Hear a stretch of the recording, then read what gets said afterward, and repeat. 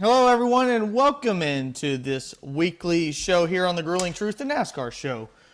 As we are coming off of the last week's race at New Hampshire, where Christopher Bell ended up winning. But before we get into that, I got two of my great friends, a LA Dodgers fan who just got done watching the All-Star game last night, and Steve Risley, and fellow Hoosier gearing up for football season here in Switzerland County, Joe Spilman. Boys, how are you doing? Hey, I'm doing okay. wonderful. Yeah, I'm Yeah. doing wonderful, Ryan. Full swing of full swing of football practice. So coaching two football teams. I got 5 hour days going on right now with two practices. It's great. And Steve, you got to see the most black and gold jerseys here in Tinseltown. What did you think of those All-Star jerseys last night? I was not a fan of the All-Star jerseys at all. I did not like them, but that's okay. Who am I? I'm one of 65,000 that were at the stadium, and, so be it. Well, I will tell you something you probably are a fan of, and that is betting.net. Betting.net is your best bet to find an online casino or sportsbook that's right for you. But more importantly, Steve, you're probably a big fan of Chase Elliott getting another top two finish. What happened this week at New Hampshire in the Sylvania 301 that was led and won by Christopher Bell. He ended up winning that race, but he was not the most dominant car. Actually, the most dominant car ended up finishing fourth place. But Christopher Bell takes one of the last three remaining playoff spots with the following finishes: number 2 by Chase, number 3 by Bubba Wallace, number 4 by Martin Truex, 5 was Harvick, Hamlin finished in 6th, Keselowski in 7th, Ross Chastain and Daniel Suarez wrap it up for Trackhouse, and then the last spot was 10th place by Kurt Busch.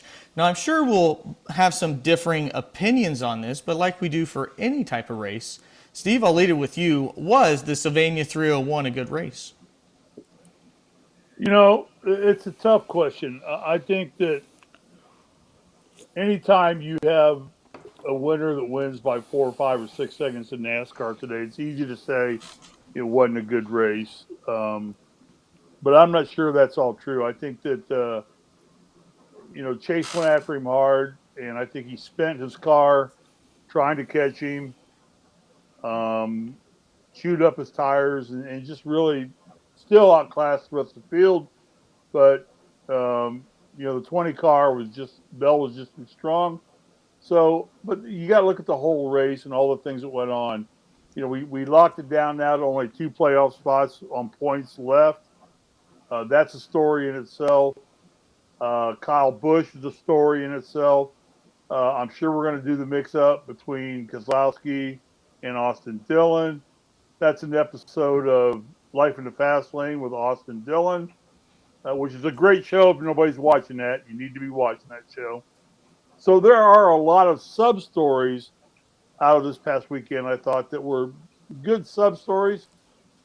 But to say it was the best race, but I'm not sure that's just not germane to any flat track left in the sport right now. If it's not a road course and you're going on a flat track, I think you're going to see the same thing in Pocono. You're going to see somebody win by 5, 6 seconds again in Poconos because it's a flat, pretty much track, 2.5 miles, so things are going to get spread out. So, all in all, yes, I thought it was a good race. I enjoyed the race. All right, and before I ask Joe, I'll go ahead and warn our viewers. Caution if you have sensitive ears. Joe, was this a good race? No, All right, actually should have had my checkered flag. My bad. no, I don't believe it was a good race. And I'll tell you, as a true race fan and somebody that sits down and watches every pit stop and watches what goes on for the teams to get out ahead and see who's having great pit stops, see who's making up time, see who's saving their tires. Which I have to give it to Bubba Wallace. He did an incredibly good job with that. But um, I think that at the end of the day, as casual fans of NASCAR, when they tune in to see a race, they want to see bumping, they want to see passing, they want to see drama. And really, the only time you got that at all was between Austin Dillon and Keselowski, which I still don't understand that one. I'm sure we'll get into it. So sitting watching I a think race, only Austin Dillon has any idea what the hell happened there, and I'm not even sure he's convinced on what happened. yeah. So yeah, and so at the end of the day, I think really as a true NASCAR fan, I look at it and you see, I see Christopher Bell getting out front and winning a race by 6 seconds, and his team doing a great job with fuel, maintaining their car. Watching Truex lead most of the race, and then watching him get in dirty air and seeing how bad his car actually was when he wasn't able to run out front. Those things are great, but you get that in every race, and we, as more than casual fans of the sport, understand those dynamics a little bit. But the fans of the sport like us and the casual fans who tune in to see a race are few and far between, really. And though the vast majority of people tuning in, I mean, I hate to say it, but they want to see drama and they want to see hard racing like you see at a dirt track on Friday night, and that's not what they got. So I would say that it wasn't a very good race for NASCAR viewership and promoting the sport. If you're a true NASCAR fan, and I hate using that word. I say a more invested NASCAR fan, because you can be a casual fan and a true fan and love your driver. So I don't want to say that, but I think at the end of the day, it wasn't a good race for NASCAR and for the sport, if that makes any sense. Yeah, I think there's two ways of seeing it, and I was actually surprised by Jeff Gluck's poll that 82% of people said it was a good race. Me too. Me too. I thought for most casual fans they would have had a problem with it. I thought the first stage was awful. I mean, it was just Martin Truex, just dominating. And then the second stage, it was a little bit more same, but there was some back and forth. I thought the third stage, it really came down to if you were going to pit. There were some comers and goers. I think people would have changed their mind if it was 20 laps less, because it would have came down to a battle between Chase Elliott and Chris Bell. And I think Steve alluded to it earlier. Chase was really hard on himself after the race, because I think he thought it should have came down to Christopher Bell and Chase Elliott, but it did not. Like Steve said, he burned up his tires, whether that was racing Joey Logano and getting into him, which he knew Joey Logano was going to have to pit at some point, so I'm not sure why he was racing Joey Logano so hard. And almost the same thing with Kurt Busch, getting into him with it a little bit. So I thought that you saw some mistakes, and it possibly could have cost Chase the race, but I don't think it was the worst race that I've seen. The one thing I do like with New Hampshire is the fans love it there. I've heard from multiple people that have been to New Hampshire that it is an absolute blast to go to. And I think that, as long as NASCAR keeps the races where fans show up and they do enjoy it, I think that's a good thing. And, we'll get into that a little bit later, because NASCAR hasn't shown that they are going to respect the fans that actually make it out to the track. But outside of the finish, we're to the point now where it seems like we're talking about this every week, Steve.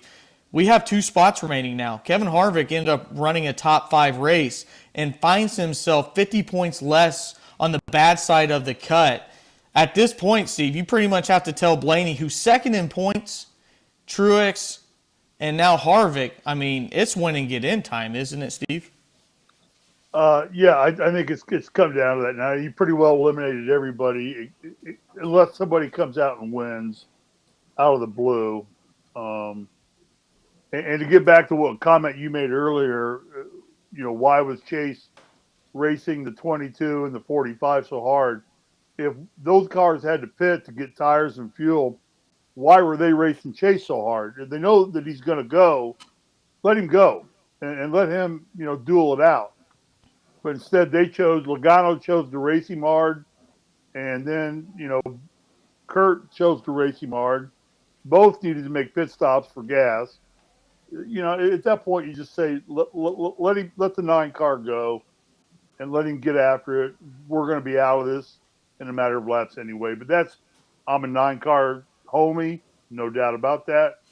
But I think he was impeded by some guys who probably should have shown the 9 car a little more respect at that stage in the race. But anyway, great win for Bell. Yeah, we're down to 2 spots now. But you've got just interesting tracks from here on out, Ryan. You've got Pocono, which is another huge flat track I can't even predict the winner yet for that race. So you just don't know. I mean, Yeah, that's a good point. Toyotas are trying. They're running strong. The Hendrick cars are running strong. Don't count Kevin Harvick out. Don't count Kyle Busch out, but Kyle's already won. And then you go to tracks like Indy on a road course. You got Daytona left. I mean, there's just a lot of interesting tracks that set it up for guys that can pop out of nowhere and grab a win. I tell you what, though, and Joe kind of alluded to it, Bubba Wallace is getting sneaky crafty all of a sudden. I think they have good equipment there on 2311. I really do. And as much as we hate to admit it, this damn pit stop change has worked well for both guys. They swapped pit It teams. did this week. Not so one much last finishes week. first and one finishes third. But, was there something in that cough, Joe, that I didn't quite make out? No, there really was not. I actually had to cough. Okay. I thought it was right out of Animal House.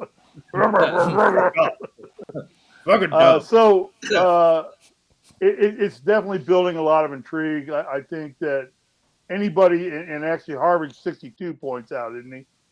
I think It's 60 plus. I know that. He has to win. He's got to win now to get in because those other guys aren't going to screw up, and unless something wreck happens in front of them. So it's going to be fun the rest of the year. I mean, for different reasons. The winners don't count as much right now as that. This is what happens every year.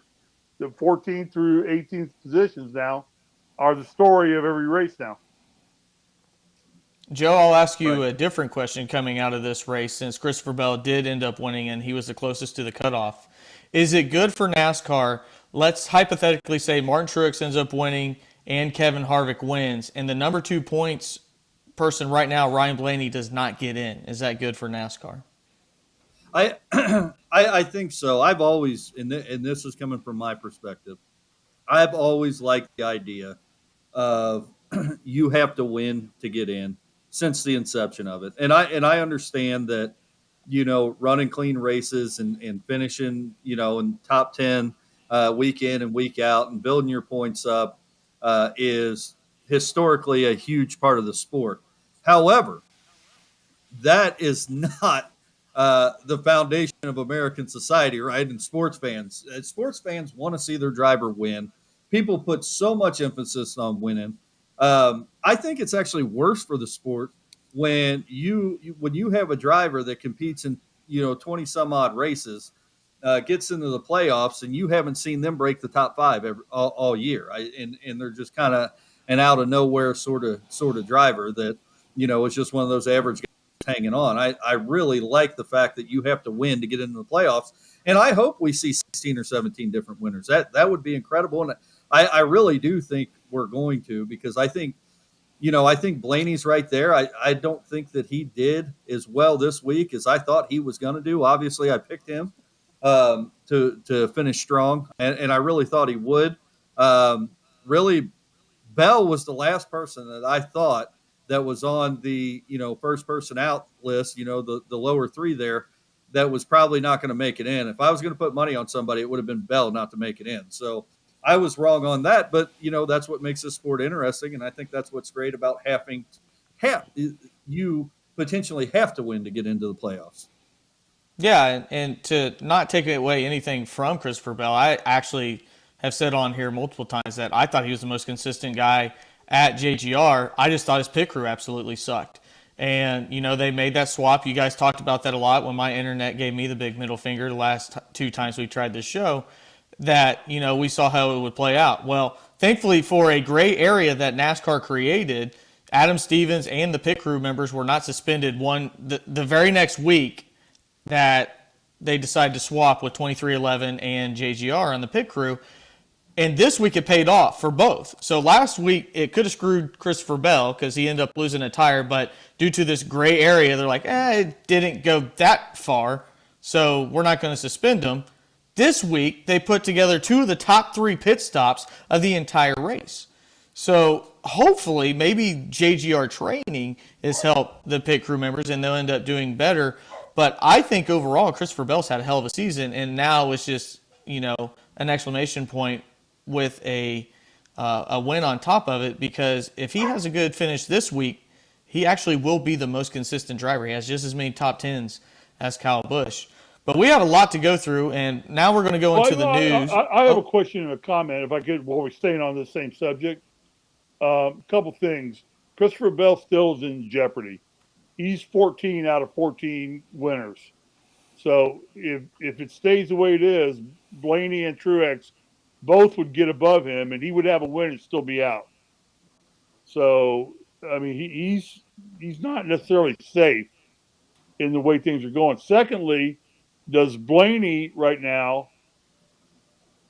being third in the regular season points, does he race for points and say, man, if I can wrestle this away from Chase Elliott, I'm only 78 points out of winning the regular season championship, which is an automatic bid into the playoffs. No matter if you win or not, it's an automatic bid. And, he skyrockets up in the standings for the playoff round. So do those come into contention? Ryan and Joe, both of you guys, if you want to look at before we move on. Steve, I'll go ahead and start. I think last week you made the contention that you're going to take Ryan Blaney from here on out because you think he's got a lot to race for. Well, that led to a late past 15th place. I mean, I think that it still shows, especially with the way Logano finished as well, and now Austin Cindric and the problem he has. I just don't think Penske's consistent enough to be racing for points. I think that they have to race for a win. Because what we've seen out of Ryan Blaney is, he'll have a couple of stretches where you're like, man, this is a really good race car. And then, just like we've seen with every team this year, they completely disappear. I mean, JGR completely disappeared for 2 weeks. Hendrick has disappeared. I mean, this was not a great race for Hendrick, as most of their drivers finished outside the top 10, outside of Chase Elliott, which is the hottest driver in NASCAR right now. So I think you have to race for a win. And you got to let stage points go because you cannot control. The only thing you need to control is yourself in victory lane. You don't want to try to play the points game, especially when you're trying to play it with a guy that's finished first, second. But that's just the way I feel. Joe, then one thing, this isn't stage points they're racing for. Blaney, it would be just regular season points, period. If he finishes second or third, he picks up more points and finishes 12th. And that's not stage points necessarily as much as it is just acquiring more points. You got to count on Elliott screwing up, though. And right now, it does not look like the 9 team is going to screw anything up. Yeah, you're trying to bet against a guy that hasn't finished less than below third place in a month, and I'm not willing to make that bet. Well, Joe? And so, I really think this is kind of a mute argument, really. I mean, not an argument, but at the end of the day, mutes can't have arguments, Joe. Yeah. Well, they can. But at the end of the day, we're gonna have 16 different winners. I really feel that way. And we could sit here and talk about Ryan Blaney and Martin Truex all day long, but if Almirola decides to show up at Pocono and win the race, he's in right now. If Kevin Harvick decides to show up and race, or any of these guys, McDowell, any of these guys that are historically, 11 through 19 drivers, and they're right there at the points. When you start talking about Pocono, you start talking about Daytona, another road course. We all know that those have variables in it that, you might get a winner that comes out of nowhere. I think we saw that really with Suarez when he got his win. So I don't think that you race for points at all anymore. I mean, that game's over. And I really think that's what NASCAR really tried to eliminate with the win in your in system. Stop racing for points. Put yourself in contention to win. Give it your all. And I think it does make for better racing. So I think Blaney and Truex, at the end of the day, they have 6 races to say, I got to get a win. And that's all they should be racing for the next 6 races. Right. And as much as a heartbreaking 4th place finish could be, that's what this was for Martin Truex. But let's go ahead and get into the news. there is a lot of news. The first bit of news is Ty Dillon will be out at Petty GMS Racing after 1 year, so there will be a new driver of the number 42 car. They said that was a mutual agreement, and then Ty Dillon kind of said, and they also told me to go away. Austin Cindric will lose his crew chief and also rear tire changer and jackman as he had an uncontrolled tire that ended up going about 7 lanes down the track, so they will be gone for the next 4 races. Kyle Busch admitted that he is talking to other teams, and Toyota and JGR admit that they do have contingency plan in case Kyle Busch is not back next year. That sounds more like a pissing contest than news, if you ask me. And then Napa has announced that they signed a multi-year extension with Hendrick Motorsports for the foreseeable future. There's not a lot of details except that there will be a Napa car sponsored by Hendrick Motorsports. Joe, out of all that news, is there anything that catches your ears or eyes more than anything? I mean, it's all pretty big news. I think we've talked about this and Kyle Busch not staying with JGR and the possibilities of this, and I think we all had it in the back of our head. That's pretty big news to think Kyle Busch isn't going to be with JGR next year. I think Ty Dillon is not so much anything that any of us need to write home about. Somebody will give him a ride, obviously, and it's not a huge deal. Hopefully not in the Cup Series. There's some other news I think that we're going to get to that really has me flaming more than anything. So I'm gonna save my spiel for that. Steve, out of all of that, is there anything that caught your attention with the news since we last talked? No, I agree with Joe wholeheartedly.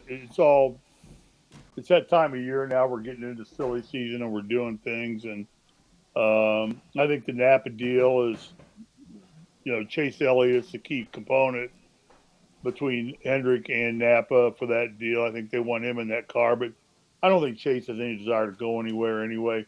The most intriguing thing to me is obviously Kyle Busch and where he's going to end up and what he's going to do. He's a rare breed of driver.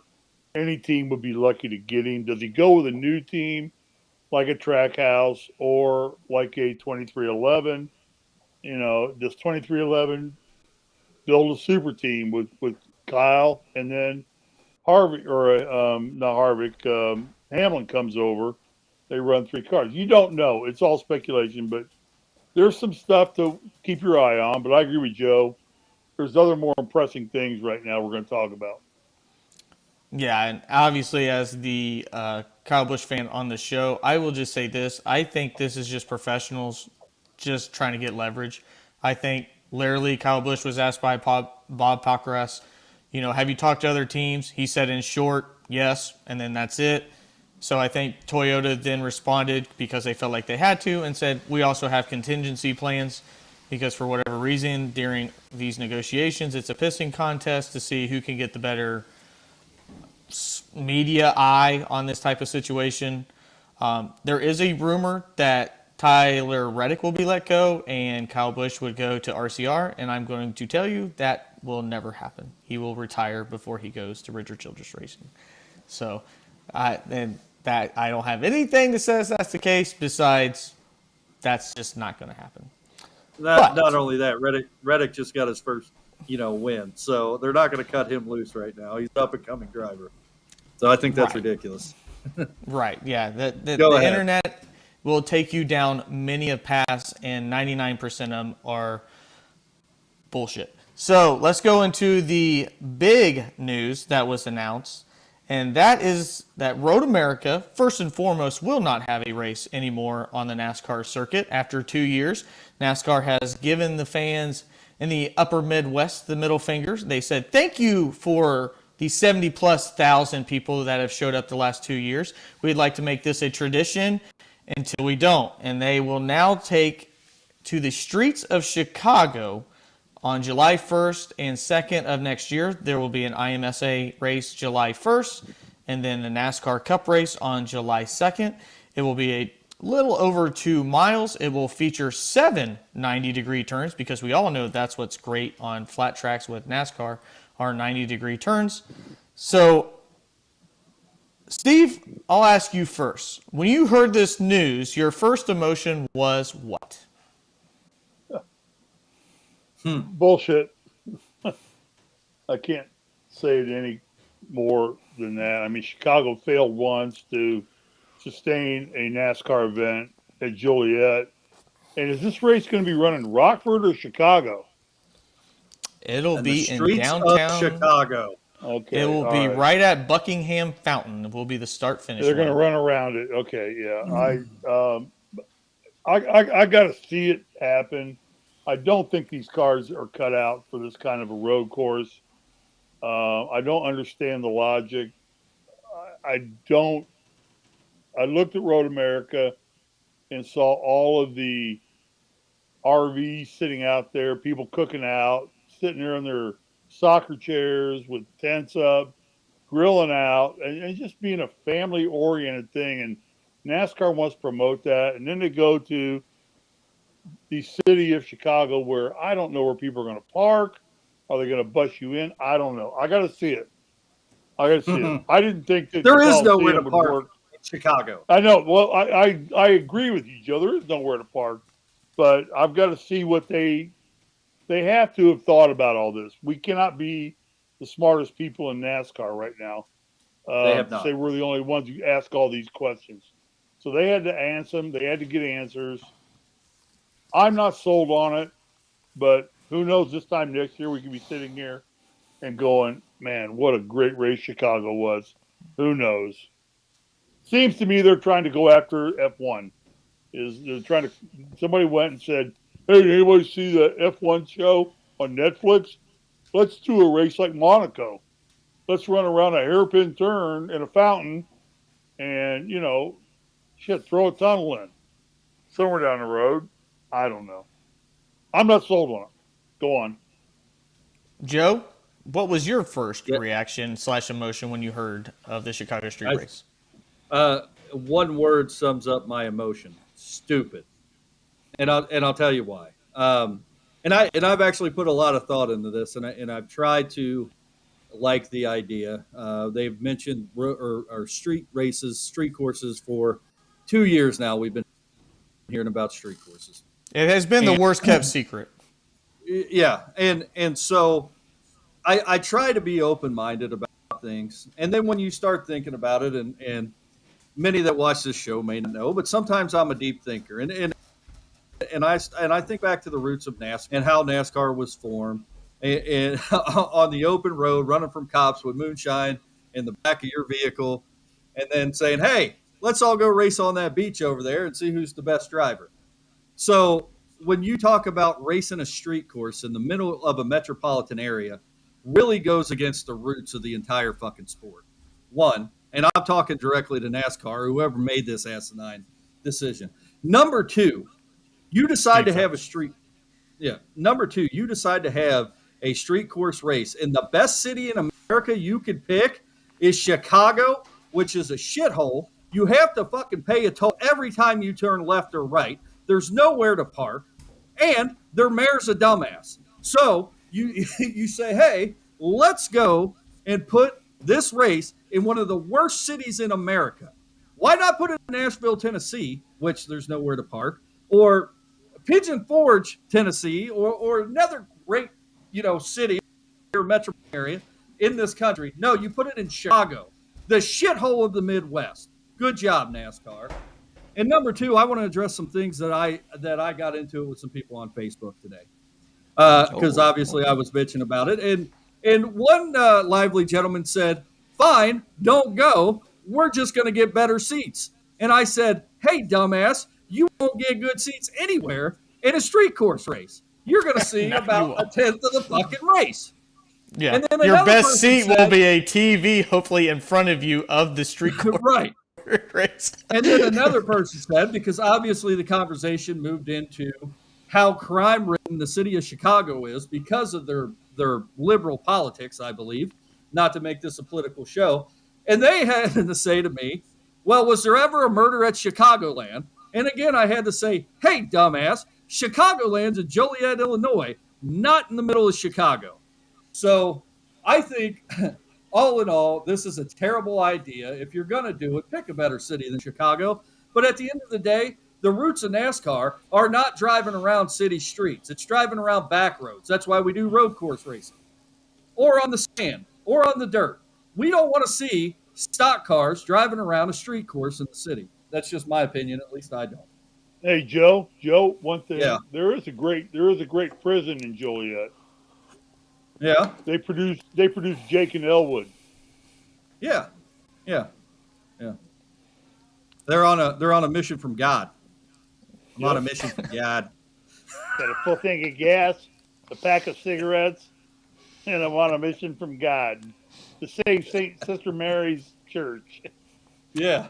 Well, one thing that can be Jake and Elwood. one thing that some people would say is a lack of God in the city of Chicago, but I think going back, thinking of this design, I think NASCAR has decided that they're going to go out of the box on a few things, and there's things that they've hit home runs on. There's things that we think they could do better. I don't mind the Coliseum because it doesn't matter. You want to appeal to a big market. You got a lot of fans that can get in there, but at the end of the day, it does not matter. The dirt race, I think all of us are for a dirt race. We're just not for where the location of the dirt race is. But at the end of the day, if you want to try something different, like you said, Joe, at least you're trying to go back to your roots in terms of going back to track racing. We've also seen the Roval, and I think a lot of people did not like the Roval, the concept at first. I was all for it because I was like, how the hell is this going to happen? Because at the end of the day, you're changing one of your own facilities and making it kind of the best of both worlds, a road course and an oval. And I think it's worked. It's been really exciting. But I think, number one, you have to factor the fact that NASCAR and Steve Phelps has said, if you do not put butts in seats, we are not coming back.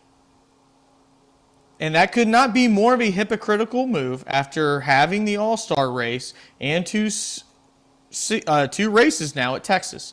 Ain't nobody go to Texas. None. And then you sell people that the new July 4th tradition will be Road America. And the people of Wisconsin and the surrounding areas have bought in.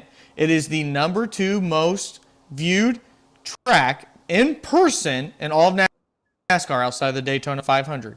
Every year, the last 2 years, it's had 70+ thousand, close to 100,000 people there for the entire weekend. And to me, this is NASCAR saying, we're going to screw you again, kind of like that Kentucky Speedway flag back there, because we're going to try to get something that we think can reach a new market. And Steve, you've already said it. People of Chicago don't give a shit about NASCAR. They just haven't.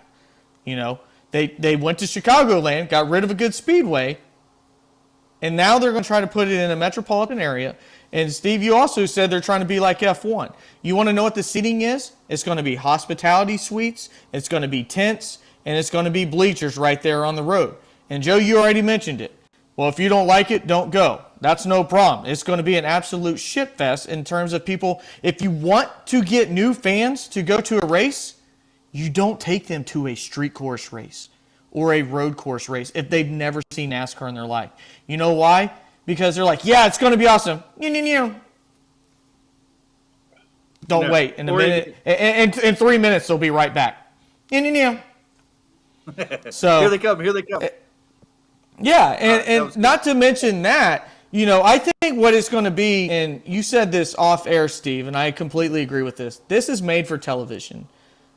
NASCAR is not a made for television event. It is actually much better in person than it is on TV, but not everybody can go to it on a weekly basis because they go all across the United States. But this is going to be just like the Formula One race in Miami. You're going to watch the pre-race show. It's going to look really, really cool right there on the Lake Michigan. But as soon as they wave the green flag, it is going to be an absolute shit show. It will be. There is nothing good about these cars, 36 of these cars, and 7 90-degree turns. 90 degrees. You can't even have fast racing on this. It's a terrible design. If you want to go watch it, you can go on iRacing. They've already had this laid out for 2 years. That's where they got the idea from to see if this would work, is through iRacing, again, trying to appeal to a different crowd. And I can tell you this, I listened and looked at iRacing communities. I watched every single video that I could find on it on people that do make a living using iRacing, and they said this circuit sucks. So, Steve, that is my long-winded answer on that. How do you approach NASCAR again showing its most loyal fan base the middle finger? Because to me, that's exactly what they've done to the people that have come out, supported, and make it a holiday tradition to go to Road America. I don't quite understand your question. Do you think that NASCAR is trying to reach a different audience by trying to get maybe the Gen Z or the millennial? Because they always talk about the 15 to 44-year-old. Do you think that they're going to lose the forest because of the trees, trying to reach that new audience when they already had people going to Road America, like you said, making it an entire family event? Are they making a wrong decision in your mind to the most loyal fan base, and that's people like yourself and your generation? Most definitely, yes, without a doubt. This is a slap in the face of the foundation of the NASCAR fans. The first thing I would want to know is, maybe you guys have this or can, look it up real quick. When does the NASCAR contracts expire with NBC and Fox? That's in 2 years. Okay, well, then this is the start to me of television contract negotiations, because Chicago is the largest market in this country, obviously, that does not have a NASCAR race. So now they can say, we're going here. We moved to LA. We're doing one out there. We're surrounded around in Delaware, Dover, and up in New Hampshire, around New York City. Now we've got Chicago covered. We've got Atlanta covered. We got Miami covered all of a sudden. Or Miami Homestead had been there for a while. So we're just bolstering our television markets so you can then sell more advertising, because hopefully you're going to pick up more television viewers. I don't think NASCAR gives a damn about how many people get in the seats for Chicago. They want how many people are going to, what their viewership's going to be. That's my opinion. But yes, I thought Road America, as much as I hated giving up Daytona, the Firecracker 400, I loved that race on the 4th of July weekend. It was so fun to watch because I love Daytona. But then Road America became just a great course too, and the RVs just amazed me. How many RVs? I mean, how many people buy RVs in this country? I can't believe it. People own RVs, so good for them. But yeah, I think it's a big slap in the face to the paying customers that show up to buy souvenirs, to buy drumsticks, to buy Martinsville hot dogs, to buy $8 beer, all that shit that the tracks make money on, and go from there. And they sold out what I think is the start of the television contracts negotiations. Right. And Joe, I'm sure you're probably aware, NASCAR is going to spend their ass to get this set up. I mean, This is going to cost NASCAR a ton of money to shut down popular streets for the entire weekend. And I'm going to ask you this as somebody like myself who goes to NASCAR tracks. I think this is just a huge disservice to what makes this sport great. You can actually go to a boring race, which most people agree that Kentucky Speedway is, and if you're there, you have an amazing time. And I think now, for all the people that, and we've seen sports geared to this, and maybe COVID has led that type of shift, I think we're getting away to what makes your fan base, and that is the product that you see with your eyeballs at the experience of the track, and now moving towards a TV audience. If you're not able to get people to experience your product, Joe, how do you ever grow it? Well, and that's a great point. But I agree with Steve on that issue. Is they're trying to sell the TV contracts, and do you know how many people are going to watch the NASCAR or the street race in Chicago?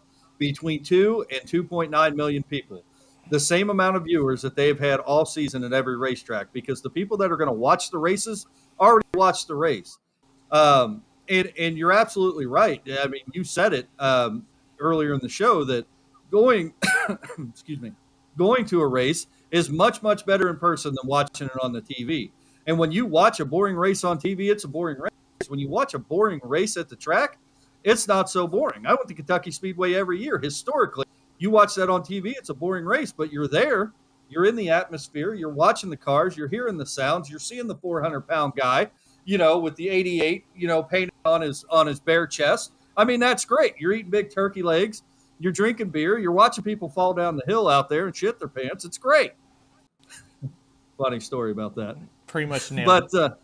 But at the end of the day, they're selling the TV, and you're absolutely right, Steve. And you're not going to get new viewership for one street race in Chicago. And if you're trying to get some sort of cross between F1 fans, Indy fans into watching NASCAR, one street race in the worst city in America is not going to cut it. Go ahead, Steve. No, I agree with you, Joe. I can't add anything to what you said eloquently. I just got one more question for both of you guys. In my personal opinion, I would be fully accepting of this race if it wasn't a point race. If this was a preseason race, if this was an all-star race, and we got to see how exactly this was laid out when it doesn't matter, I think I'd be 100% on board for that. Because at the end of the day, I'm willing for NASCAR to try different things as long as it doesn't interfere with the fact that it could lead to a champion. Do you guys agree with that, or do you disagree? I'll go. Go ahead. Go ahead, Joe. Go ahead, Joe. Well, I have to agree with that. Kind of on the surface, Ryan. I agree trying new things if it's not going to be a point race. But if the goal for NASCAR is to get new viewership, who's going to watch a race that doesn't matter? I mean, I know that there was good viewership for the Coliseum, but if you're doing this as an all-star race, I don't think you get much viewership with that. And I don't know if it's worth the money. This was an I had, and Steve, you may know off the top of your head before I look it up. Do you know how much it costs NASCAR to rip out the Coliseum, put a track down, hold a race there, and then put it back the way it was? No, I don't know, but it's got to be in the millions of dollars to do that. And I'm shocked they're going back this year. I did not think that was that good of an event. And I think the attendance is going to drop in half. That it was a novelty out here in Los Angeles, but I think this year it's going to be a lot less. But I think to set that, build concrete around, build the pits in the middle and everything, had to be millions of dollars to do. And at only 80,000 people, I cannot believe they made money off that race at all on attendance. They had to make it off the TV contract. Yeah, and as short as that race was, I would say that they spent I did not like that thing at all. Unfathomable. I would be willing to bet the amount of money that it's going to take to hold a street course in Chicago, and what they're going to have to do is probably going to be 10 or 20 times the amount of what they spend in the Coliseum. I agree, just logistically. Yeah. It's the same as them running in Long Beach out here for the Indy cars. I mean, they tear up Long Beach for 2 weeks.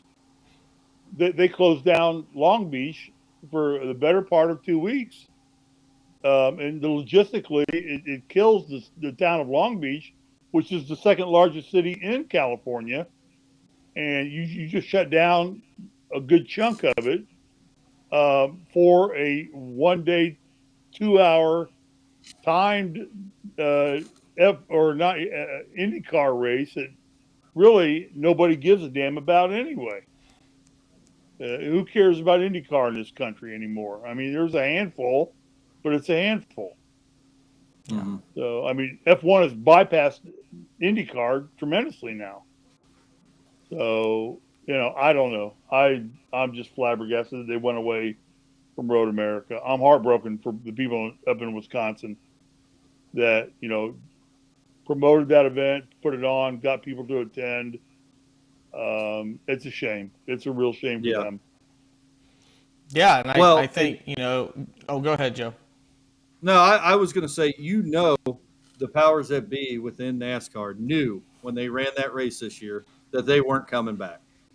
And really, I that whole deal. I mean, the whole production of that was Fox's last race. Right? Is that true? Wasn't that Fox's last broadcast? No. No, Sonoma was Fox's last broadcast. Oh, okay, all right. The whole production of that race, though, and talking about how the town, the race course used to be part of the town, and talking about how they've really rallied around it, and the stories in the town, they have embraced this, and NASCAR will never leave. And then 3 weeks later, hey, fuck you guys. Hey, thanks for supporting us the last couple of years and putting everything you had into it. But fuck you guys. We're going to Chicago, just like they did to us here in Kentucky. Hey, you locals have really rallied around this. Yeah, I don't know how many countless people I know that went to that race every year. Yeah. And did that race sell out every year? No, they had problems the first couple of years, but it wasn't the lowest attended track by any means. I mean, there were people there. The stands were full. Texas. It's the lowest every single year. Bullshit. Yeah, NASCAR makes horrible decisions, and fuck them all. I just think that now when you set this type of model and you hear places trying to redo North Wilkesboro, try to redo Rockingham, what's your motivation now? I mean, literally NASCAR could give you the middle finger after the community tax money, all these different things. These entities tried to put money in restoring these old tracks. Right. Just for NASCAR to now show you that they don't give a shit about how many people you bring out, what type of butts come to what type of nostalgia, what type of tradition that they sold. They sold to Wisconsin that this is a new tradition, that we want you here because you've done a good job bringing this type of new standard that we're going to have on July 4th. And if you make that type of business decisions to the root, like you mentioned, to the root of NASCAR fans, they're going to go to dirt tracks and they don't give a shit about you on Sundays anymore. That's what's going to end up happening. Or, even worse, they'll go and they'll just wake up early morning and they'll just watch F1, and then they'll spend the rest of their Sunday doing whatever they want and not even record it after the football game, which is what I typically do.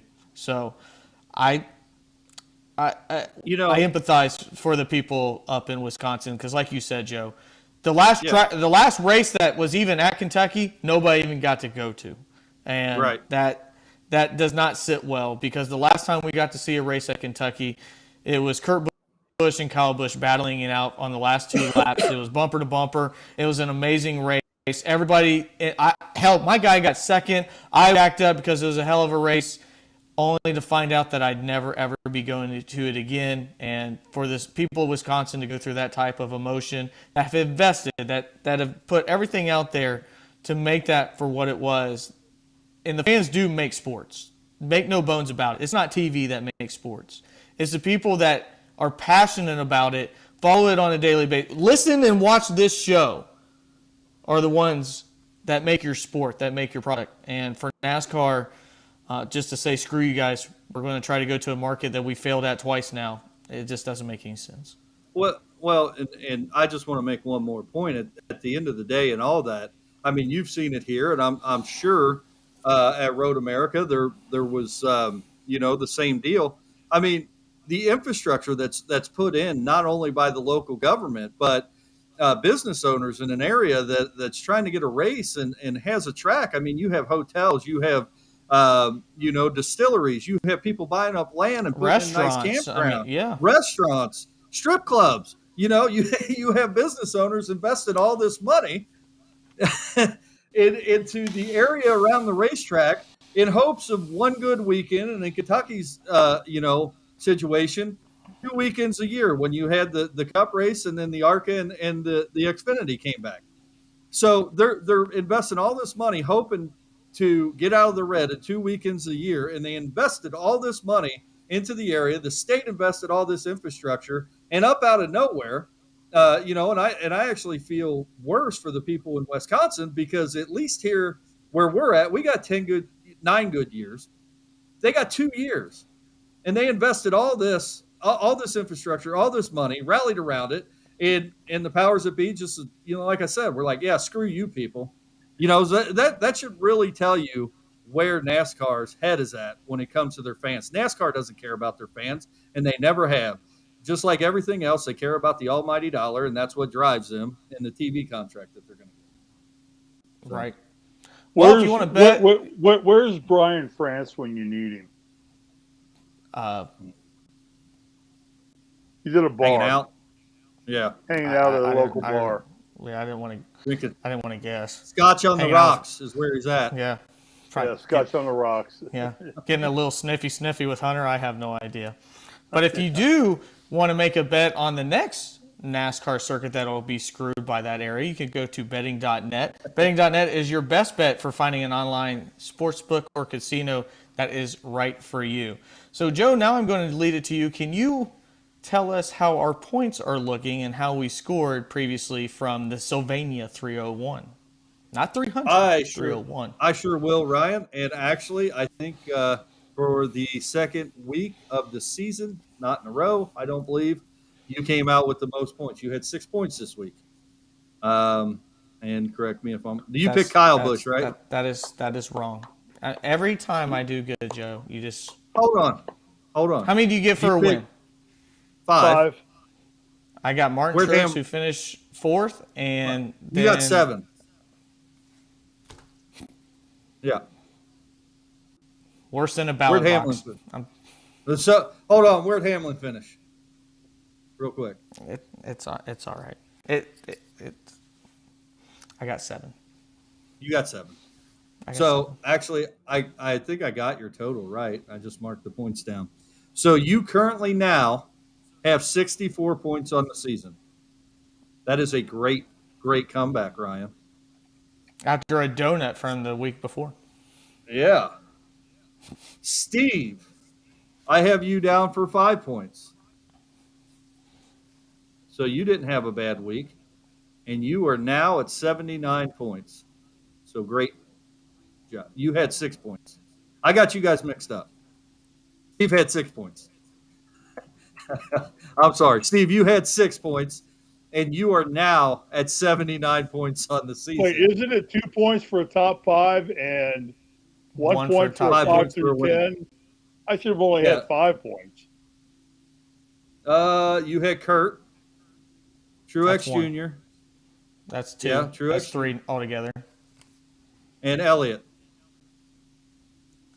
Oh. 5 points. You did only have 5. I had Kurt Busch. I had Kurt Busch. That's what I have you down as. Oh, okay. So, Steve, I lied. You're at 78 points on the season. All right. I got 5 points, which, by the way, I'm going to point out this pick because you all thought I was crazy, but I did pick Kevin Harvick, who had a top 10 finish. I wasn't here for your pick, Joe. Oh, okay. So, I now have – that's right. You spoke. I now have 79 points, which, Steve, you were still 1 point behind me, but we better keep an eye on Ryan because he is quickly coming up from behind. How much points do I have? 64. 64. Peter's coming you were at like behind. As far as we know, we let the accountant run all this. It's like, yes. Who knows how many points you got? I have never been more confident than after that display of point counting. Well, I'm with you right now. I feel like I'm Al Gore after Florida's results just came. I may be 11 points ahead for all I know. I can guarantee. I guarantee you, if I was cheating, I'd be winning by more than a point. I can guarantee you that. If this comes down to like less than 10 points, Steve, whether you win or lose, demand a recount. Absolutely. There's definitely some hanging chads. There's a drop box that was accessed at 3:30 in the morning. I think the voting machines are altered. I tell you what. But anyway, Ryan, don't you guys love the story right now? They're talking about they're going to give pilots half the time to get trained to fly 737s. That makes me feel good about getting on a 737. Yeah, they're rushing people through pilot training now, and they're saying we can train them in 5 weeks because they're former Top Gun pilots. Or they're former naval aviators. So they can put the 250 people in the lives of their hands on a 737. And I tell you what, I ain't getting on that damn plane. Well, Steve, I can tell you that's bullshit right now because I have Flight Simulator, and I could fly the motorized paraglider. I cannot fly the 747. I think that same program's how Cody Ware got a NASCAR drive. So we're going into this weekend at Long Pond, Pennsylvania, where up in the Pocono Mountains, Pocono Raceway, the Tricky Triangle is located. Last year and the couple years before that, this has been a double header. This year there will only be one race at Pocono. So both races actually had some exciting finishes. I don't know if you guys remember the first race, Alex Bowman won. After the last turn on the last lap, Kyle Larson, who was going, I believe, for his fifth win in a row, blew a tire, slammed into the wall. Alex Bowman backed into a win and ended up taking the race on Saturday. And then on Sunday, my boy Kyle Busch ended up winning that race with only fourth gear, which was absolutely bananas. And I was proud and excited to be at both of those. And if you do go out to Pocono, it is in the mountains. That is not hyperbole. It's not like your hill in the backyard. You are either going straight up or straight down up in Pocono, Pennsylvania. But all that being said, we have the points. I elect to go last since I end up winning because I want to hear the two guys battling out for the lead. So, Joe, you have the most points. Why don't you go ahead and read off your picks first? I am going to go with Truex, Logano, Elliott, Larson,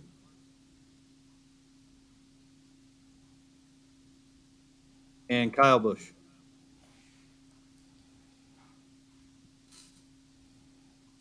Steve, you more than likely have 4 of those 5 picks, considering that's how this typically goes. Why don't you go ahead and read off? No, I'm going to go a little Kyle on y'all. I mean, I'm going with the stalwarts. I'm going with Elliott, Larson, and Blaney. And I think that Bubba Wallace is going to bust through here and win a race.